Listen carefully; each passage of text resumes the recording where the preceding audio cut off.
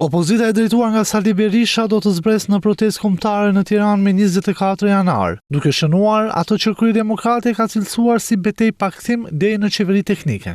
24 janari është ditë protestë kombëtare.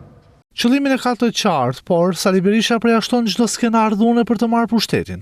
Dorëheqja, vetëm dorëheqja, kjo është gjithë puna. Shqipëria nuk do ma t'i shoh me sytë e këta njerëz. Sali Berisha nuk merr pushtet me dhunë.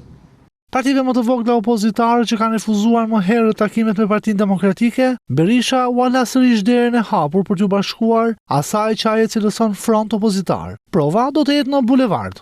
Në qoftë se janë të vendosur ose duan të luftojnë të keqen Rama, vendi e kanë të hapur. Në mbledhjen e kryesisë së Partisë Demokratike ku u zyrtarizua nisja e aksionit politik me protesta, Berisha tha se situata e përmbytjeve tregoi ato që e cilëson dështim të qeverisë. Dhe jo vetëm që s'janë ruajtur, po pompat janë vjedh, janë shkul pompe motora. Dhe ky nuk bëhet me protesta. Dhe në vend të një ndjese të madhe publike dhe një dorëheqje.